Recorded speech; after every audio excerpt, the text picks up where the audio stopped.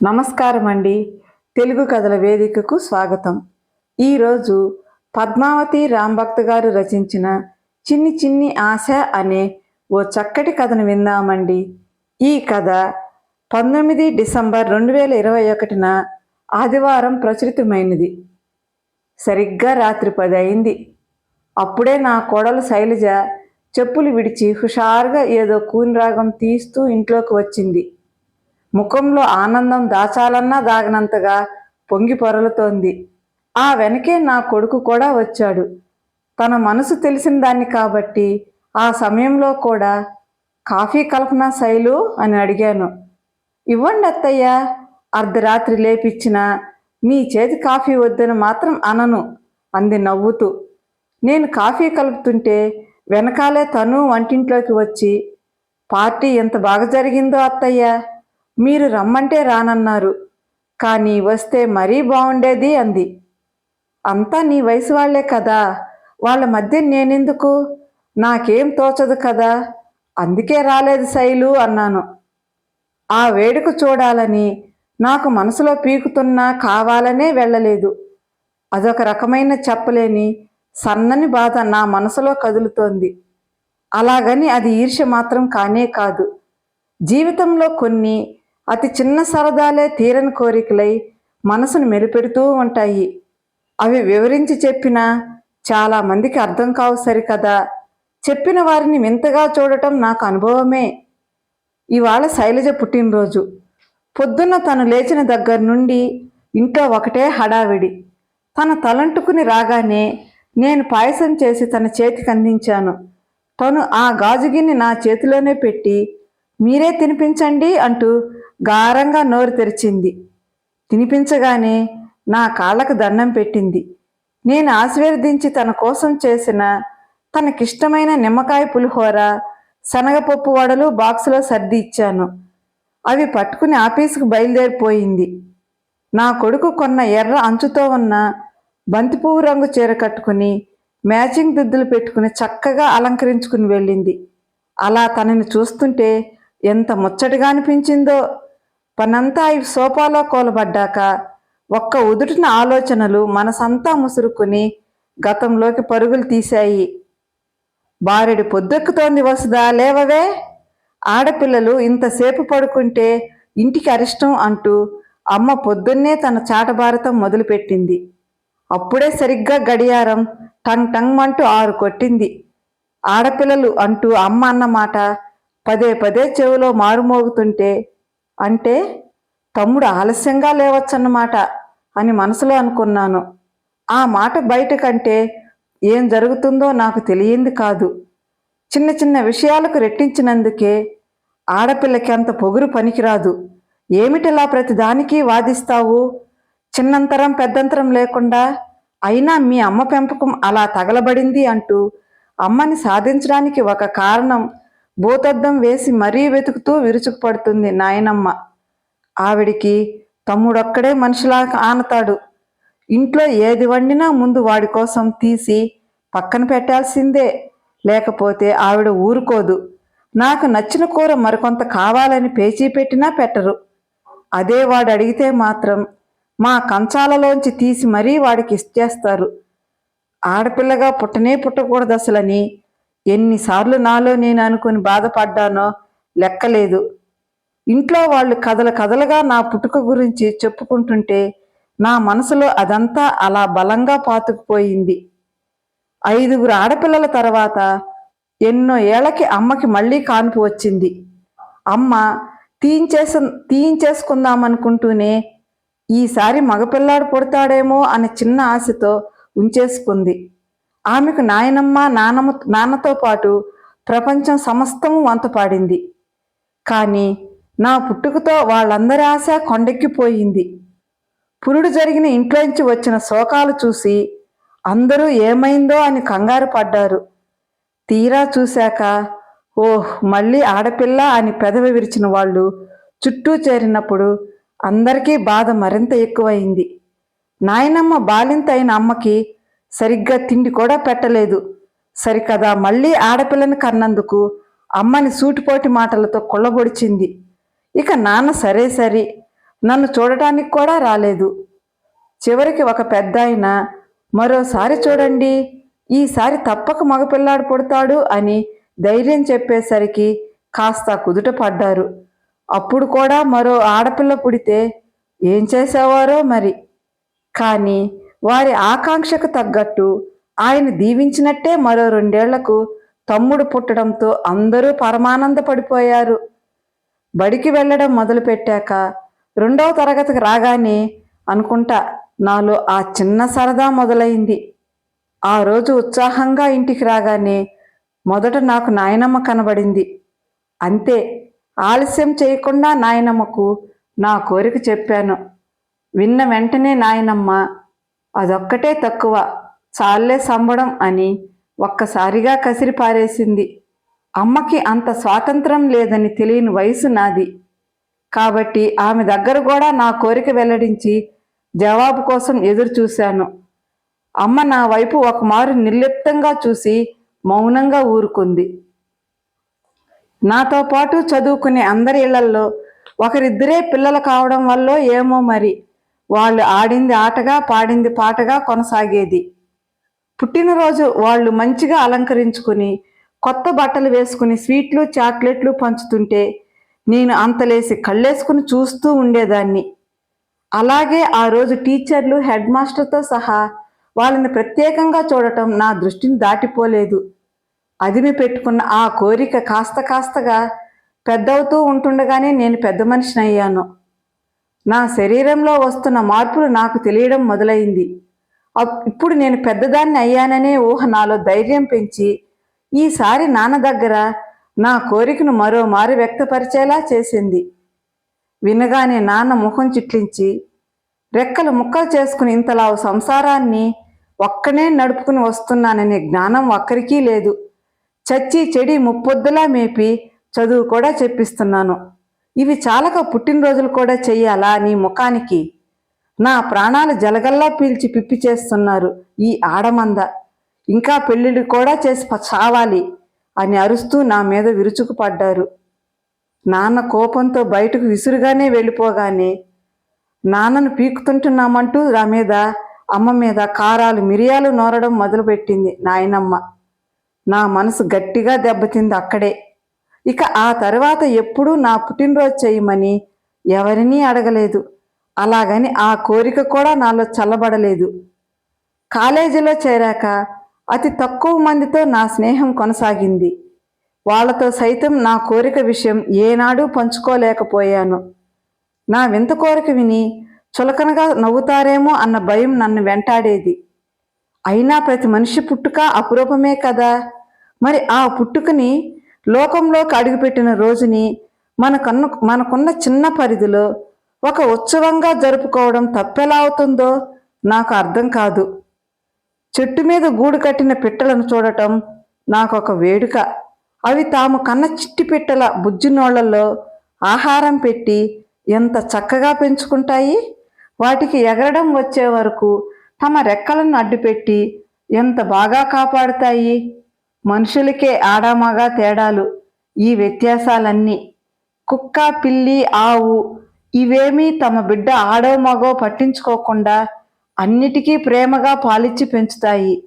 మనుషులే ఆడపిల్లల్ని కన్నాక వివిధ కారణాలతో కుప్పతొట్లో పారేయడమో లేదా కడుపులో ఉండగానే చంపేయడమో చేస్తున్నారు. సృష్టిలో ఆలోచించగల సామర్థ్యమున్న జీవులు ఒక్క మానవులే కదా. కానీ వారే ఇటువంటి అమానుష కృత్యాలకు పాల్పడతారెందుకు? ఎంతగా ప్రపంచం ముందుగడుగు వేస్తున్నా స్త్రీ వివక్షను ఎదుర్కోక తప్పట్లేదు కదా. ఉద్యోగాలు చేస్తున్నా, ఊళ్ళేలుతున్నా ఎంతమంది ఆడవాళ్లు వారి వారి జీవితాలలో ఆనందంగా ఉంటున్నారు అని లెక్కలేస్తే ఇప్పటికీ ఉలికి పడాల్సిన పరిస్థితే ఉంది మన సమాజంలో. సమయం దొరికినప్పుడు ఏకాంతంలో నా ఆలోచనలు అంతూ పొంతూ లేకుండా ఇలా సాగిపోతూనే ఉంటాయి. ఒకరోజు నన్ను అంటిపెట్టుకుని తిరిగే నా స్నేహితురాలు వాణి, వసుదా, చాలా రోజుల నుంచి గమనిస్తున్నాను, అంతవరకు ఉత్సాహంగా ఉన్న నువ్వు ఎవరిదైనా పుట్టినరోజు వస్తే చాలు డల్ అయిపోతున్నావని నాకు అనిపిస్తుంది. నా పరిశీలన నిజమే కదా అని అడిగింది. నేను తన ప్రశ్నకు ఉలిక్కిపడి తల వంచుకున్నాను. కానీ జవాబు మాత్రం చెప్పలేదు. నాకు జవాబు చెప్పడం ఇష్టం లేదనుకుందో ఏమో కానీ వాణి కూడా మరిక రెట్టించలేదు. నాకు నచ్చని విషయం ఎవరైనా ఎత్తితే నేను మౌనంగా ఉండిపోతానని వాణికి స్పష్టంగా తెలుసు. అన్నీ గుట్టుగా లోపలే దాచుకుని మనసులోని విషయాలేమీ బయటకు చెప్పని నాలాంటి ఇంట్రావర్ట్ని కాస్తైనా ఎవరైనా చదవగలిగారంటే అది వాణి మాత్రమే అని నాకు అనిపిస్తూ ఉంటుంది. అందుకే తన దగ్గరే నేను కాస్త నోరు విప్పి మాట్లాడగలిగేది. ఇంట్లో వాతావరణం వల్లే నేను ఇలా మౌన నదిలా మారానేమో కూడా నాకు తెలియదు. నా 18వ పుట్టినరోజు వద్దన్నా ఆ రోజు నన్ను పలకరించింది.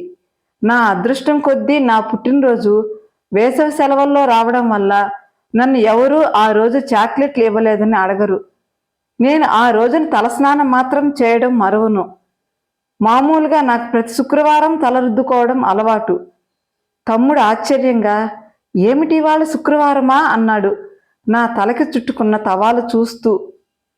కాదులే, ఎందుకో చిరాకుగా ఉంటే తలస్నానం చేశాను అన్నాను. నా పుట్టినరోజు అని చెప్పడం, ఎవరైనా ఒక పుల్లవిరుపు మాటంటే బాధపడటం, ఇదంతా ఎందుకు అని నేను గప్చుప్గా ఊరుకున్నాను. చిన్నప్పటి నుండి ఎదురైన చేదు అనుభవాలు నాకు అంతలా గుర్తుండిపోయాయి. మరి సాయంకాలం పుస్తకం ఏదో చదువుకుంటుంటే సుడిగాలిలా మా ఇంటికి వాణి వచ్చింది. వచ్చి రాగానే, పద బయలుదేరు, మా ఇంటికి ఒకసారి అర్జెంటుగా రావాలి నువ్వు అంది. అప్పుడే లోపలికి వస్తున్న నాన్నతో, ఒకసారి మీ అమ్మాయిని మా ఇంటికి తీసుకెళ్తాను బాబాయ్ గారు, మళ్ళీ ఒక అరగంటలో పువ్వుల్లో పెట్టి మీకు అప్పచెప్తాను అంది. అసలు ఎక్కడికి పంపని నాన్న ఏ కళనున్నారో సరేనంటూ తలాడించారు. మా ఇల్లు వాళ్ళింటికి 5 నిమిషాల దూరం మాత్రమే. వాణి వాళ్ళింటికి వెళ్ళేసరికి వాళ్ళింట్లో ఎవరూ లేరు. తను చెల్లాయి తప్ప. వాళ్ళ అమ్మా నాన్న ఏదో పెళ్లికి వెళ్ళారట. హాల్లో టీపాయ్ మీద ఒక చిన్న కేక్ ఉండటం నన్ను ఆశ్చర్యపరిచింది. తను నన్ను చూసి నవ్వి, నువ్వు చెప్పకపోతే నాకు తెలియదనుకున్నావా దొంగ, ఇవాళ నీ పుట్టినరోజని నా పాకెట్ మనీతో ఇలా అరేంజ్ చేశాను. లక్కీగా అమ్మా నాన్న పెళ్లికి వెళ్ళడం కూడా కలిసొచ్చిందోయ్, లేకపోతే వాళ్ళేమనుకుంటారో అని లోపల గింజుకుపోతావు కదా నువ్వు అంది నా బుగ్గను గిల్లుతూ. అయోమయంగా చూస్తున్న నాకు దాని మాటలకు ఒక్కసారిగా కన్నీళ్ళొచ్చాయి. పిచ్చి, పుట్టినరోజు నాడు ఏడవకూడదు, రా కేక్ కట్ చేద్దు గాని అంటూ అగ్గిపెట్టు కోసం లోపలికి వెళ్ళింది.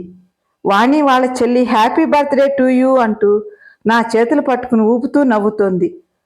ఉన్నట్టుండి అప్పుడే మా తమ్ముడు లోపలికి వచ్చాడు. చూసి ఆశ్చర్యపోయి, ఇవాళ నీ పుట్టినరోజా అయితే అన్నాడు. నేను బిక్క చచ్చిపోయాను. వాడే మళ్ళీ, నాన్న నిన్ను అర్జెంటుగా వెంటబెట్టుకు రమ్మన్నారు పదా అంటూ నా చెయ్యి పట్టుకుని బయటకు లాక్కుపోయాడు. వాణి వైపు నిస్సహాయంగా చూస్తూ వాడి వెంట నడిచాను నేను. ఇంటికి వెళ్ళేసరికి ఎవరో అతిథులు హాల్లో కూర్చుని ఉన్నారు. నాన్న మా అమ్మాయి వసుదా అని వాళ్ళకి చెప్పి, వసుదా లోపలికి వెళ్ళి కాఫీ కలిపి తీసుకురా అంటూ నాకు పురమాయించారు. అంత అర్జెంటుగా నన్ను ఎందుకు పిలిచారో నాకు అర్థం కాలేదు. అమ్మ నాయనమ్మ అందరూ వాళ్ళతో ఏవో మాట్లాడుతున్నారు. నేను కాఫీ కప్పులు ట్రేతో తీసుకెళ్ళి వాళ్ళకు అందిస్తుంటే ఒక అతను నన్ను తదేకంగా చూసి పక్కనున్న ఆవిడ వైపు చూస్తూ తలాడిస్తున్నాడు. నాకు హఠాత్తుగా బుర్రలో లైట్ వెలిగింది. 15 రోజుల తర్వాత రావాల్సిన వాళ్ళు అనుకోకుండా ఇటు పనుండి వచ్చారని నాన్న అమ్మతో అంటుంటే విన్నాను. ఇక వాళ్ళు వెళ్ళిపోగానే తమ్ముడు సరదాగానే, ఇవాళ అక్క పుట్టినరోజు, వాణి అక్క జరుపుతుందో అన్నాడు. అంతే, ఇంట్లో అగ్నిపర్వతం బద్దలయ్యింది. అందరూ నా మీద విరుచుకుపడ్డారు. అంటే ఏమిటి, మేము పుట్టినరోజు చేయలేదని దరిద్రమని అక్కడికి వెళ్ళి దేబిరిస్తున్నావా? చి, చచ్చేలా కష్టపడి ఏ లోటు లేకుండా కుటుంబాన్ని లాక్కొస్తున్నా ఇలా అవమానిస్తావా అంటూ నాన్న చిందులు తొక్కారు. నేను ఏమీ మాట్లాడకుండా మౌనంగా ఉన్నాను. నేను ఏం చెప్పినా అక్కడ చెల్లదని నాకు తెలుసు. ఇదంతా ఊహించని తమ్ముడు చల్లగా ఇంట్లోంచి బయటకు జారుకున్నాడు. వాడిది తప్పని నాకు అనిపించలేదు. నాలో ఏ భావమూ లేదు, ఎవరి పట్ల కోపమూ లేదు. కానీ పాపం వాణి ఎంత ప్లాన్ చేసింది, దాని ప్రయత్నం వృధా అయిపోయిందే అని బాధేసింది. ఇక ఆ రోజు నుండి నేను అడుగు బయట పెట్టలేదు. ఆ రోజు నన్ను చూసుకుని వెళ్ళిన అతడితో 2 నెలల్లో నా పెళ్లి జరిగిపోయింది. నాకిష్టమో లేదో కూడా కనుక్కునే ప్రయత్నం ఎవరూ చేయలేదు. అలా నా నిమిత్తం లేకుండా నా జీవితంలో రోజులు, నెలలు, సంవత్సరాలు గడిచిపోయి 50వ పడిలో పడ్డాను. కాలం నాకు కాస్త ఆలస్యంగానే ఒక కొడుకుని మిగిల్చి నాకు తాళి కట్టిన ఆయనను తీసుకెళ్ళిపోయింది. ఆయన కూడా ఏనాడు నా మనసును చదవలేదు. నాకు ఏదిష్టమో తెలుసుకోలేదు. నిర్లిప్తంగా అలా ఆయనతో ఒక చూరు కింద రోజులు కరిగిపోయాయి. కొడుకుని పెంచి పెద్ద చేయడంలో తలమునకలైన నాకు మరే ఆలోచన మనసులో జరబడలేదు. వాడు ఉద్యోగంలో కుదురుకున్నాక నాకు కోడల్ని వెతికే పని పెట్టకుండా ఒక రోజున, అమ్మా, నీకు నచ్చితే నువ్వు సరేనంటే ఈ అమ్మాయిని పెళ్లి చేసుకుంటాను అని ఒకరోజు శైలజను ఇంటికి తెచ్చి పరిచయం చేశాడు. నాకు మొట్టమొదటిసారి చాలా ఆనందం వేసింది. నన్ను కూడా ఒకరు మనిషిగా గుర్తించారని, నా ఇష్టాయిష్టాలు కనుక్కున్నారని భలే అనిపించింది. శైలజ కూడా చాలా నెమ్మదిగా చక్కగా ఉంది. వాడి సంతోషమే కదా నాకు ముఖ్యం. అందుకే మరిక ఆలోచించకుండా పెళ్లి జరిపించాను. శైలజ నా వెనకాలే తిరుగుతూ నాతో బాగానే ఉంటుంది. పెళ్ళయ్యాక మరో ఇంట్లో అడుగుపెట్టినప్పుడు ఆ వచ్చిన అమ్మాయి ఎంత కొత్తగా ఇబ్బందిగా ఫీల్ అవుతుందో నాకు తెలుసు. ఆ బాధ తెలిసిన దాన్ని కనుకే నా కోడలికి ఇది తన ఇల్లే అన్న భావనను కలిగజేయడానికి నా శాయశక్తిలా ప్రయత్నిస్తూనే ఉన్నాను. తనకి ఒక తల్లిలా మారాను. శైలు కూడా మంచి సంస్కారం కలిగిన పిల్లే కాబట్టి నన్ను ఏనాడు ఇబ్బంది పెట్టలేదు. ఆ రోజు ఆదివారం. ఉదయాన్నే లేచి ఎందుకో క్యాలెండర్ వైపు చూసి ఉలిక్కి పడ్డాను. ఇవాళ నా 60వ పుట్టినరోజు అని గుర్తొచ్చి నాలో నేనే నవ్వుకుంటూ తలస్నానం చేసి వచ్చి పూజ చేసుకున్నాను. కాఫీలు కలిపి 8 అవుతుంటే వెళ్ళి కొడుకు గది తలుపు తట్టాను. వాళ్ళు ఆదివారం కాస్త ఆలస్యంగా లేస్తారు. తలుపులు తట్టగానే అదాటును తెరుచుకున్నాయి. అదేంటి, తలుపులు వేసి లేవు అనుకుని లోపలికి చూస్తే నా కొడుకు కోడలు ఇద్దరూ లేరు. ఆశ్చర్యంగా పొద్దున్నే ఎక్కడికి వెళ్ళారనుకుంటూ మొబైల్ తీశాను ఫోన్ చేద్దామని. ఎవరో బయట బెల్ కొట్టడంతో వెళ్ళి తలుపు తీశాను. నా కొడుకు, కోడలు, తమ్ముడు, మరదలు, వాణి, వాళ్ళ ఆయన, ఇంకొంతమంది స్నేహితులు బిలబిలా లోపలికి వచ్చి పుట్టినరోజు జేజేలు అంటూ పాట పాడుతూ నా చుట్టూ చేరి నాకు పూల గుత్తులు అందించి నన్ను సోఫాలో కూర్చోబెట్టారు. నాకు నోట మాట రాలేదు. ఏమిటిదంతా, ఎవరు అని నేను ఏదో అనబోయాను. ఇదంతా నీ కోడలు ప్లాన్ తల్లి. నీ 60వ పుట్టినరోజు ఘనంగా జరపాలని తను 4 నెలల ముందు నుంచే మా అందరినీ కూడగడుతోంది అంది వాణి. నాకు తెలియకుండా ఎలా చేసిందబ్బా అని ఒక పక్క నేను ఆశ్చర్యపోతుంటే, అక్క, నన్ను క్షమించు. ఆ రోజు నీ పుట్టినరోజు నాడు నీకు చీవాట్లు పెట్టించాను. అప్పుడు నేను చిన్నవాణ్ణి కదా, నోటిని అదుపులో పెట్టుకోలేక నాన్న దగ్గర అనవసరంగా అలా వాగేశాను. అలా చేయకుండా ఉండాల్సిందని ఎప్పుడూ బాధపడుతూనే ఉంటాను అన్నాడు తమ్ముడు. వాడిని దగ్గరకు తీసుకుని, నేను అది అప్పుడే మర్చిపోయాను లేరా అన్నాను. చూశారా వదినా, మీ కోడలు తను వచ్చిన సంవత్సరంలోపే మీ మనసు ఎంత చక్కగా కనిపెట్టి ఇదంతా ఎలా ప్లాన్ చేసిందో. మా మట్టి బుర్రలకు ఇన్నాళ్ళు ఇలా చేయాలని తట్టనే లేదు అంది మరదలు. అందరికీ టిఫిన్లు బయట నుండి ఆర్డర్ చేసేశాను. అత్తయ్య, మీరు ఈ పట్టుచీర కట్టుకుని రండి, జాకెట్ కూడా మీ ఆది ఇచ్చి ముందే కుట్టించేశాను అంటూ నా చేతికి ఒక ప్యాకెట్ అందించింది శైలు. ప్యాకెట్ తెరిస్తే నాకు నచ్చిన నెమలికంఠం రంగు పట్టుచీరతో పాటు డైరెక్ట్ BAకి అప్లై చేయడానికి నింపిన దరఖాస్తు కూడా ఉంది. నాకు చదువుకోవడం ఇష్టమని తెలుసుకుని నా కోడలు నా చేత దరఖాస్తు చేయిస్తోందని అర్థమైంది. కాగితాలు చేత్తో పట్టుకుని శైలి వైపు చూస్తే తను నా వైపు చూస్తూ నవ్వుతోంది. సాయంత్రం నీ పుట్టినరోజు పార్టీ హోటల్లో అరేంజ్ చేసింది వసుదా, నీ కోడలు. అప్పటి కోసం మరో కొత్త చీర సిద్ధం చేసిందిలే అంది వాణి. నా మనసు సంతోషంతో చిన్న పిల్లలా గంతులు వేసింది. ఆనంద బాష్పాలతో శైలుని గట్టిగా కౌగిలించుకున్నాను. నా కొడుకు, అమ్మా, నన్ను పట్టించుకోవడం మానేశావు నువ్వు, కోడల పార్టీలో చేరి అంటుంటే అందరూ ఒకటే నవ్వులు. మరోవైపు నా హృదయాన్ని తడిపేస్తూ ఆనందాల జల్లులు. కథ సమాప్తమండి. కథ నచ్చితే ఒక చిన్న లైక్తో నన్ను ప్రోత్సహించండి. మరిన్ని చక్కని కథల కోసం నా ఛానల్ని సబ్స్క్రైబ్ చేసుకోండి. ఉంటానండి.